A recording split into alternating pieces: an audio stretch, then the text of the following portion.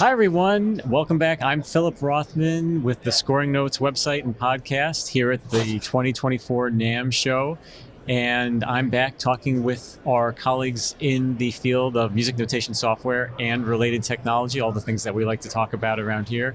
And I have the great pleasure of speaking for the first time in person with Jack Sutton of Muse Group. Jack, it's great to see you. I know we spoke right around the big news of the acquisition, which I'm sure we'll talk a little bit about, but I just wanted to say, first of all, what a delight it is to meet you in person, and welcome to this conversation, and I hope you're having a great show so far.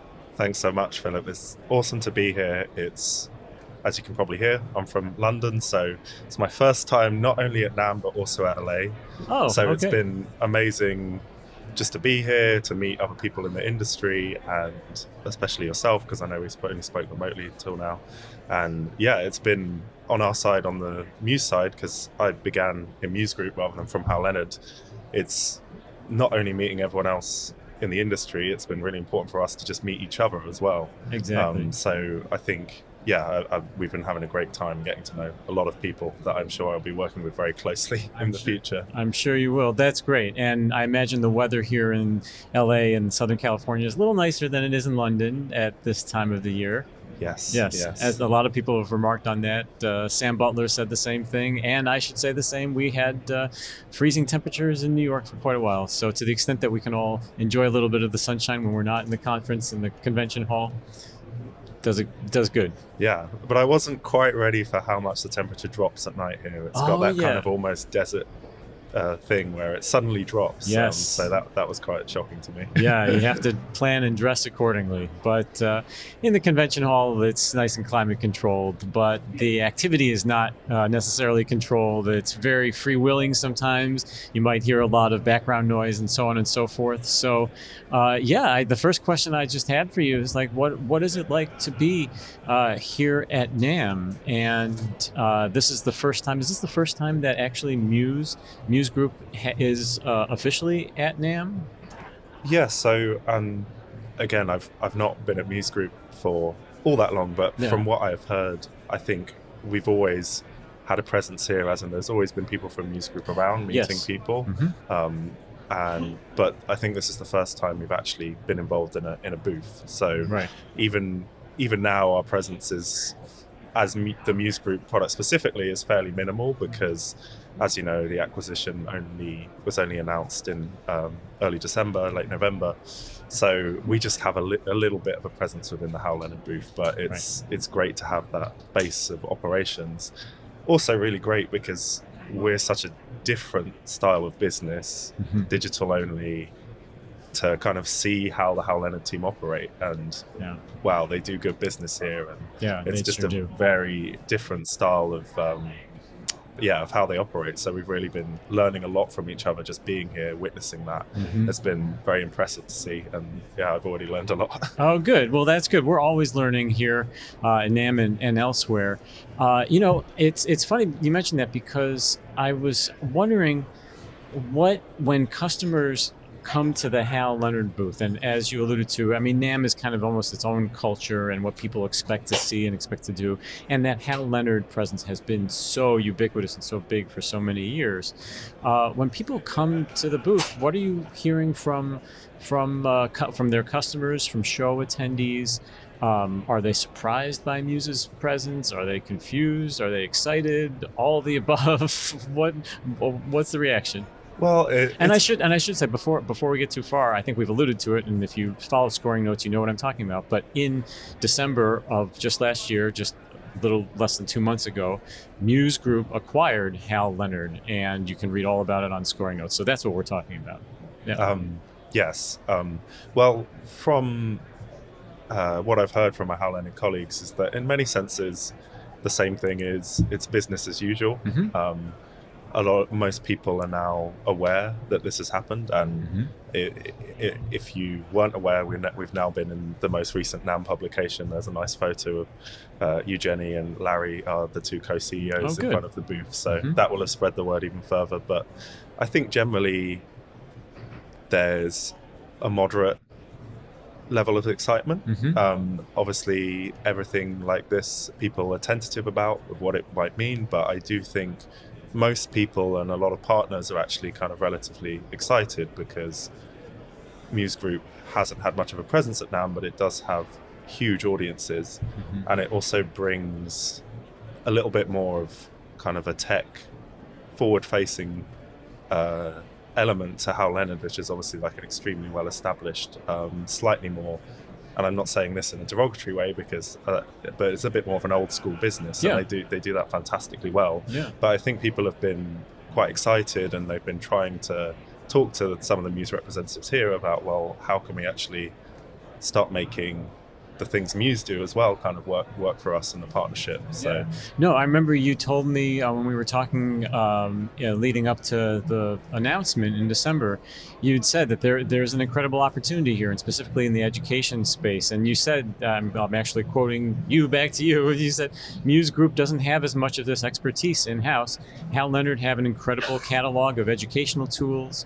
Muse Group is bringing the tech culture and can move faster. So basically just what you were saying just now. So in this limited time, I know it's you're just kind of getting to know each other, and you're hopefully in the honeymoon phase, and it will last for a good long time. But in this limited time that you've both been one company, has that experience has that been your experience so far, that the two sides are bringing their respective knowledge and expertise to the fore? And have you actually seen already any cross-pollination happen? Yeah, so there's a few things I guess I can talk about here. It's very early days, so it's obviously hard to make any firm promises, especially not in terms of timelines. I guess there are elements where we both share lots of expertise. One of those is in the world of licensing, and I've been in some great meetings seeing the kind of experts on that on both the Hal Leonard and Muse side really firing off each other.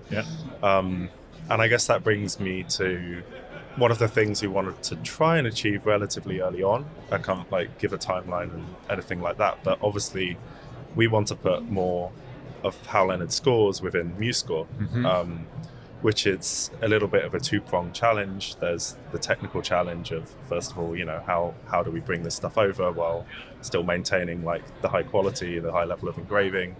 But it's also a licensing challenge, because we want to support a lot of Hal Leonard arrangements. They're done by composers using things like ArrangeMe on the Hal Leonard side, and those deals were set up for one-time purchases from things like Sheet Music Direct, as opposed to a subscription model. So one of the things we're looking at is how can we work with composers to give them a fair compensation for potentially putting some of their scores within a subscription model like MuseScore. So that's one of the early things we're going to be looking at and figuring out, and obviously it's important to us that the community of composers feel supported, so that's something we're having open discussions with them, or will be having open discussions with them.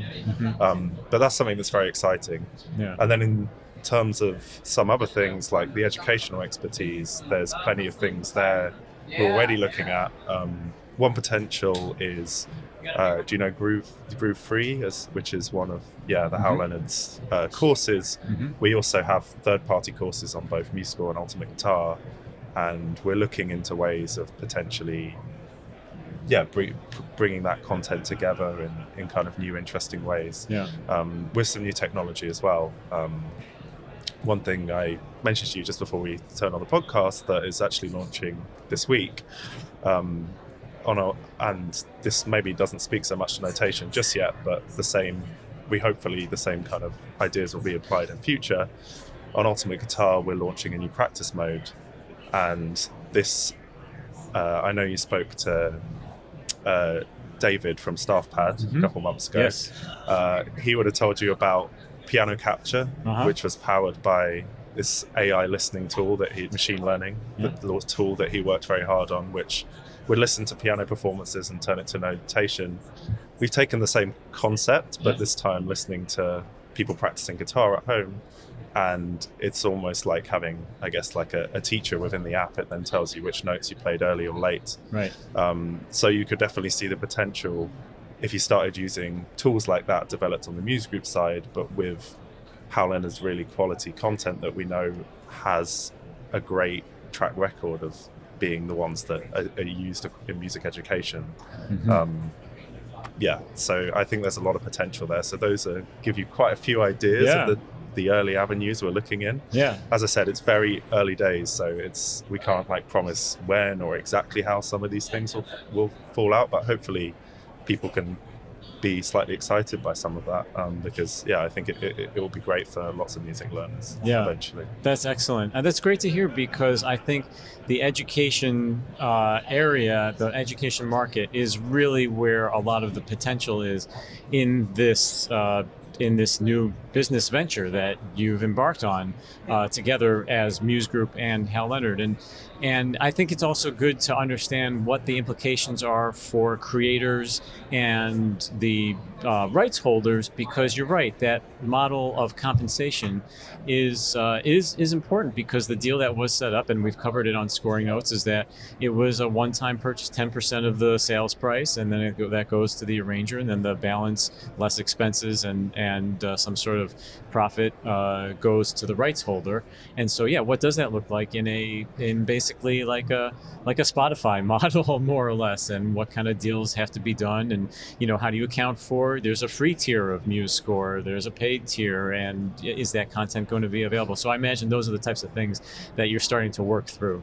100%. It's definitely too early to say anything too solid. I think it's probably very likely that the majority of Hal Leonard content that gets ported over would be gated, like it would be for subscribers only, as it currently is. Currently nearly all kind of officially licensed things you have to be a MuseScore Pro subscriber. And then it's interesting because we have done some experiments with the past of being able to purchase scores in a more one-off way on MuseScore, which is obviously a little bit more how lots of the Hal Leonard digital products operate. So there's an interesting question to be had there, whether some of that, if some of the rights can't be worked out with certain people, we could potentially try that. But it's very early days to say. I think like our preference is probably still subscriptions, but we're trying to figure all that out in the coming months. Well, it's interesting because you are kind of coming up against the same business model paradigms that the recorded music industry dealt with a decade or more ago. Thinking about, I remember Steve Jobs famously said, people want to own their music, and it was very much a purchase, 99 cents per track and $9.99 for an album, and there was a very clear revenue stream and all that. But at the end of the day, everybody, or almost everybody now, streams music, and that's where the industry has gone. That ship has sailed.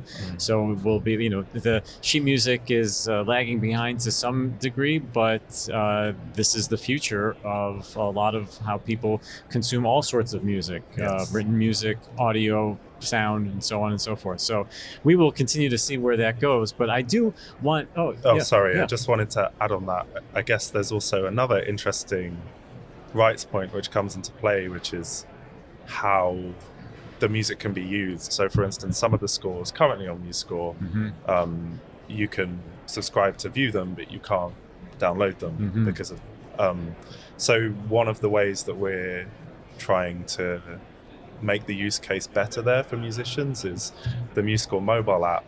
We're trying to make it, and these are features perhaps like we might have had earlier, but now we're kind of building them in earnest, make it much more easier as a kind of score reader itself. A bit more of like, especially if you have it on your tablet, you could put it on your music stand and practice directly from it. And that kind of means that for certain scores where the rights are, you can't download it as a PDF. If you're a MuseScore subscriber, at least you can practice directly from the app. And there'll be some exciting developments there coming up in less than a month or so, actually. Oh, okay. Specifically on the Reader app. Just the mobile app. The mobile app. Mobile and tablet app. Oh, okay. Good. We'll get the mic a little closer. That's NAMM. Fortunately, we're in about the quietest area of NAMM that we can find here. So look, I think for people that are coming to all these different things and maybe aren't aware of all the different products that are now under the Muse Group umbrella, can you just remind us very quickly what all those products are? And if you forget, because I know that happens, even I forget my own name sometimes. I do have them right here, but because we're seeing the intersection of pretty much all of these here at NAMM. So yeah. Yes. Okay. So we have Ultimate Guitar, which is the world's most popular website for tabs. Yeah. But you can also learn piano bass on it. Right. And there's an app and a website for that. It's also a magazine for rock news. Okay, there you go. Then there's MuseScore.com, which is similar for Ultimate Guitar as tabs. MuseScore.com is sheet music. It's probably the one most of the people who read scoring notes are very familiar with. Yes. There's a mobile app version of that, which we just spoke about, which, yes, we're kind of going to move that to be more of a score reader, I think is probably the direction. Then we have the desktop editor, which is, again, hopefully most people who listen to this podcast will be very aware of. Yep. We're actually, as you can tell, it's slightly confusing that we have 3 different products called MuseScore. We're actually thinking of renaming the desktop editor only subtly, and you can look out for news on that very soon. But the reasoning behind that is just to end confusion. Sure. The desktop editor is free and it's always going to remain free. And we don't want people to accidentally be subscribing to MuseScore.com when they actually just wanted to play around with the desktop app. So that's the reasoning there. Yeah. And then we have StaffPad, which again is a notation app, tablet only for now, doing a much more kind of groundbreaking technologically there, thanks to David Hearn's great work.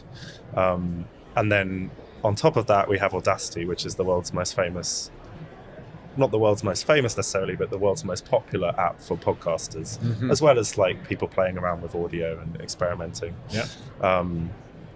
And then 2 more things. We also own the website audio.com, which at the moment is kind of a place to host audio, so you can easily upload anything from Audacity onto there. And we have ToneBridge, which is almost like a little add-on for Ultimate Guitar, where you can, it's basically a virtual effects pedal, so you can like mimic the sound of, say, a Jimi Hendrix track on your guitar. So that's like a nice little freebie that people can try out. That's cool. And obviously that speaks to the company's history and roots in the guitar community and wanting to do that and bring that tool to guitar players who may not have a fancy effects processor, but now can do that through their phone. Well, that's good. That's a good overview of all the different products. And yes, I don't think it will come as any surprise to people that there needs to be some sort of product differential, brand differential between MuseScore, the website, and the subscription service, and then MuseScore, the application that people use. And so we won't be surprised whenever that news comes what that will be. I don't think branding is very important, and you don't want to disrupt what somebody knows a product to be known as. So unless you call it Banana Ice Cream Sundae or something, I think we'll Yes, the MuseScore name will definitely still be part of it, where it's not going to be a Twitter to X situation. Okay, well, I didn't want to go there, but there you go. That's where we were headed. Yes, everybody. Okay, good. All right, so all the other letters of the alphabet are already taken anyway, so good. All right, so let's talk a little bit more about MuseScore, the desktop product, or the application, the notation product. Yes. Because, and let's start with the most recent update, just to kind of refresh our memory of what was in there, because it did actually speak a lot to that guitar element and support for more guitar features. Presumably a lot of your users are guitarists and are using, as they get more aware of MuseScore and what its potential is, they want to be able to use it for these types of notation. And we're talking about like guitar bends, we're talking about alternate string tunings, and the other part is this new sample library, the Muse Sounds guitars, which complements the other Muse sounds that are already available in MuseScore. And one of the things that I want to focus on, again, because we're at NAMM and we are talking about the intersection of notation and audio, is that product, the Muse Sounds product, originally developed for StaffPad. And the philosophy the philosophy behind rather making the notation and the playback, the feedback that you get, equally high. So let's start there with the most recent update and the different, both the the notation features and the playback library coming together in one release. Okay, yeah. So I think, I mean, this is always something, you know, we've been hoping to do anyway. But yeah, the real impetus for this is the Bradley Kunda, who took over the notation app as product owner after Martin Keary. Martin's still very involved. He's involved across all the products, but Bradley has a classical guitar background. So for him, he really wanted it. It was like a little bit of a personal project, although it was something he would have got to anyway. But to really bring bends and guitar notation up to scratch with some of the other existing products out there, like Guitar Pro. But also because we do own Ultimate Guitar and we have that history as a company, we also want to make MuseScore a better place for, like composing tabs that you might want to then upload to the Ultimate Guitar site. Right. And obviously, with everything that we're doing now, the playback and the presets are really important. Mm-hmm. And as one product I didn't mention, although it's a little bit more of it's almost like a store, except it's free for now, is the Muse Hub, mm-hmm. which we basically want these playback sounds to work across products. So they work across StaffPad, MuseScore, Audacity.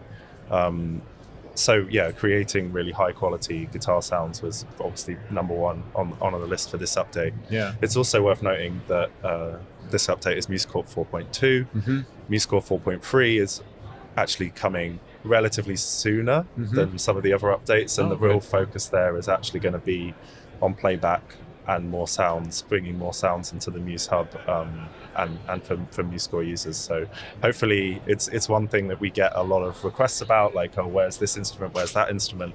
I didn't have the exact list to hand to me right now, but hopefully some of those instruments that people have been asking for, we will start to tick off the list. Yeah, I'm happy to hear that, because it speaks to a couple of things. One, first of all, you mentioned Bradley, and he's a guitarist, Bradley Kunda, and Bradley was actually part of a panel that I convened, that I moderated over the summer last year in Berlin with the developers of some of the other notation products out there. And I think it's a point that I've made here. I've made it with others even just today. But there are real human beings, there are real people developing these products that have real music backgrounds and real passions that they bring to it. And to see that Bradley brought that to his experience to bear in the development of this feature and was able to see that through. The example score was a lovely arrangement that he did also, that he personally did, and that used all these different features, used the notation element, used the playback sounds.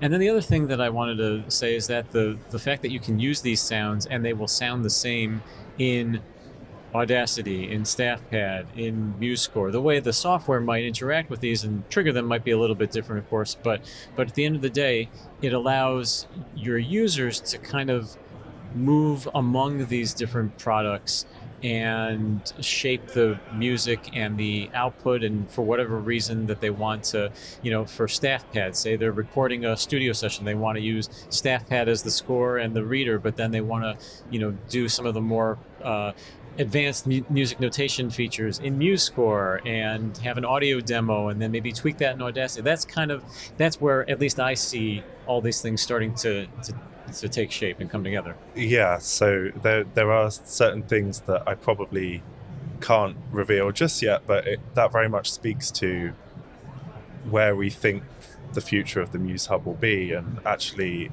it's not something that has been a huge focus for us necessarily for all these products in the past, but it will be an increasing focus on the future, as well as obviously still focusing on like improving engraving and everything else. But the idea of sounds, effects and plugins that work within our ecosystem, and also supporting more third-party plugins as well, is something that we're definitely like looking at. And I think that's the future we want to be headed, because there's no reason why someone who first gets into tablature by picking up a guitar and trying Ultimate Guitar doesn't eventually compose their own tabs on MuseScore. And like we want that to be a journey where people who come into creativity in different ways can then explore, maybe you make a podcast in Audacity, but you're like, I want to make my first jingle to support this podcast.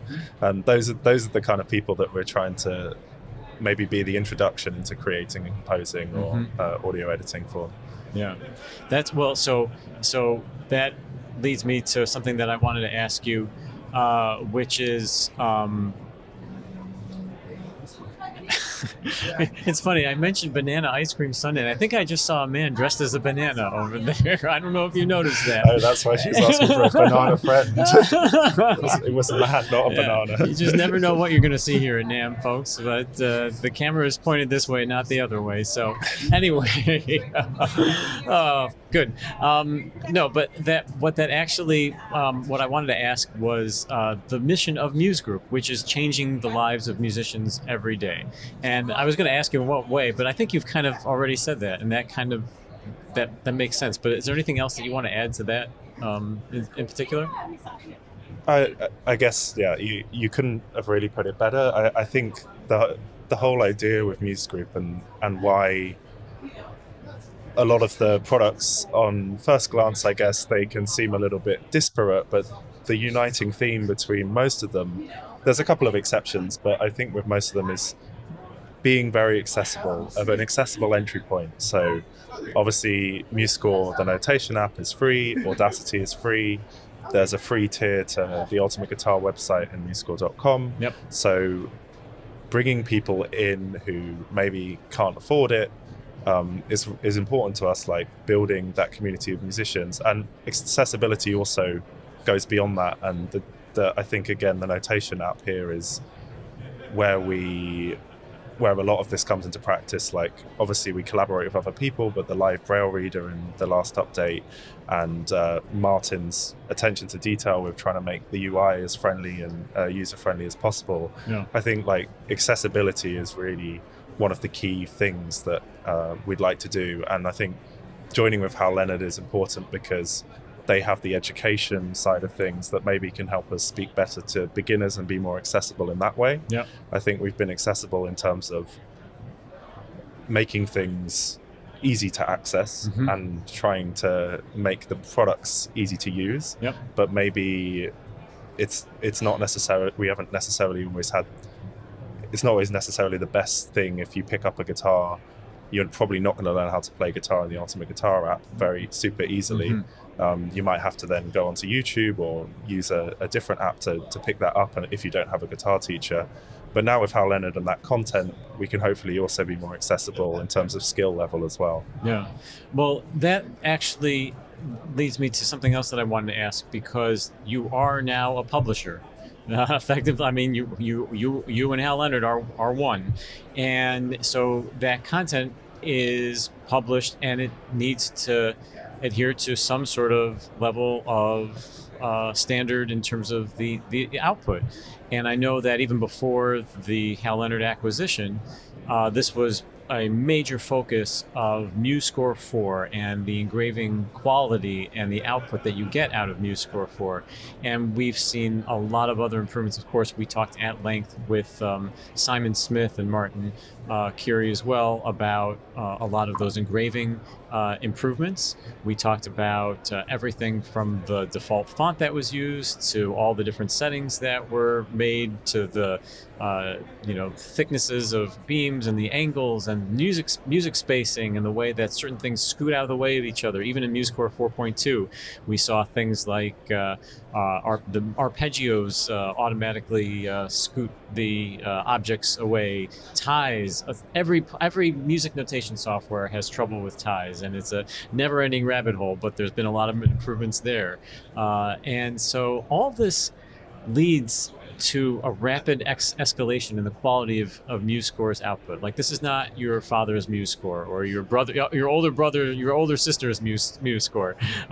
So now that you are a music publisher, should we expect to see the engraving knowledge of Hal Leonard's team, they have staff engravers, permeate MuseScore and staff pad development for that matter?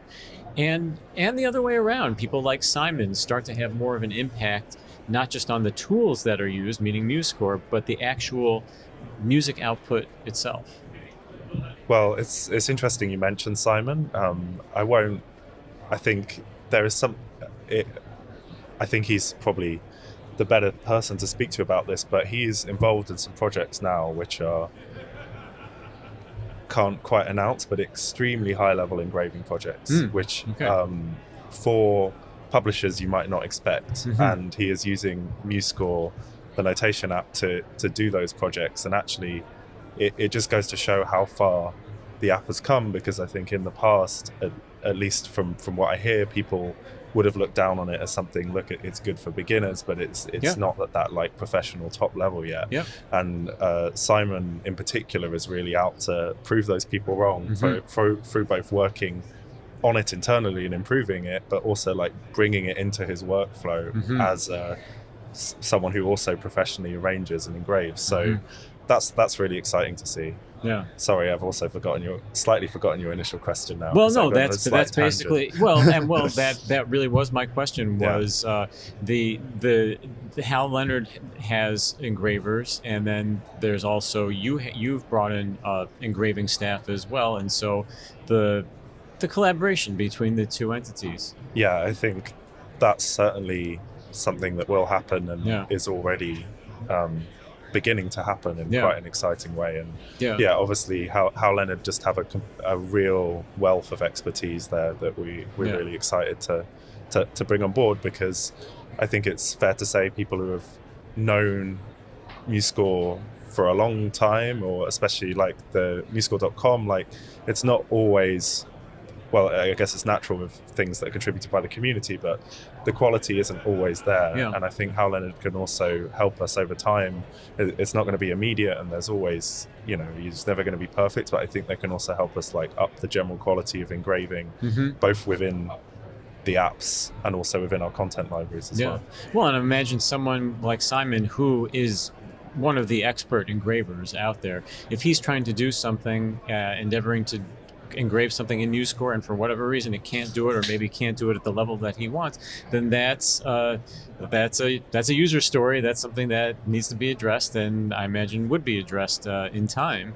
And the other point I want to make, more generally speaking, this is not specific to MuseScore necessarily, but why do we focus so much on what we call engraving quality? Like, it's not just an aesthetic thing. It's not just like, oh, the music looks nice on the page.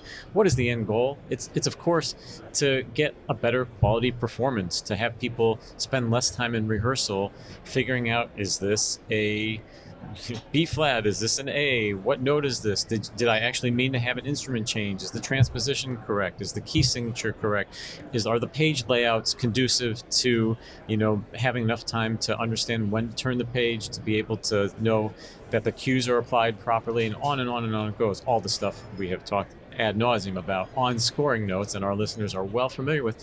But I make the point because it doesn't exist in a vacuum. Every minute that someone who may have created something in MuseScore before, and it is a very accurate assessment to say that it wasn't at the level of what we would say what the other software products were back in the day, and so you would get that score, and a performer would look at it not knowing the differences between Finale, Sibelius, Dorico, MuseScore, and just say, first of all, there's that first impression aspect as well, and it's like, this doesn't look good.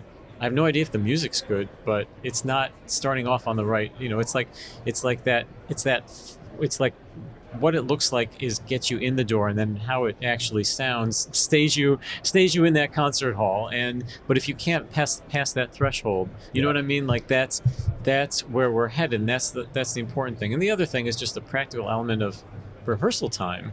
When you have rehearsal time that is limited, the more time you're spending on these technical items, the less time you're actually focused on the actual music making. So that's why we I asked this question, and I'm very heartened to hear that is a top priority of someone who is very well respected in our field, Simon, and has contributed greatly to the development recently of MuseScore. So yeah, I guess that one other thing related to this is And something we've been asked about a lot on regarding the MuseScore notation app is MuseScore 3 had a drumline, which was quite a popular percussion way of notating percussion. Yep.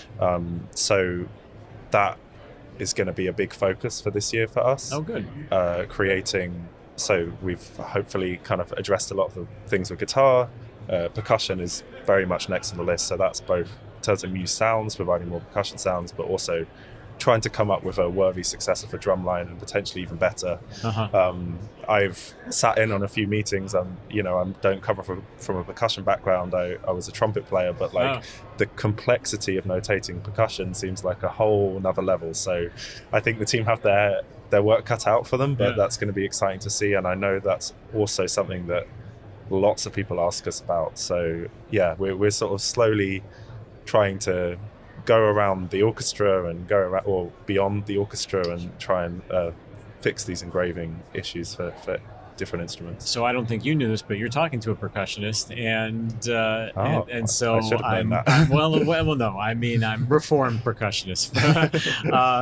I don't play much, although I do have a drum set in my basement, electronic drum set now for the first time in a long time, which is very exciting. But you're absolutely right, the complexity and all the different ways to notate percussion, and it's not as standardized as some of the other instruments. And are you talking about a multiplayer setup? Are you talking about drum set? Are you talking about jazz or rock music versus concert music, and the way you organize the music on the staves and the different note heads you use, and it goes the different beaters, the mallets, and so on.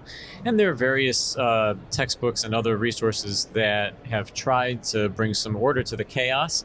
One of them is actually called How to Write for Percussion by Samuel Solomon. He was a classmate of mine a long time ago at Juilliard, and that really comes the closest, I feel, to addressing that, because it comes from a percussionist's background and advises notators. So that's just one glimpse behind the curtain there. And every software, I mean, my goodness, the ones that we deal with most often, Finale, Sibelius, Dorico, they have all brought their own philosophies and approaches to bear here.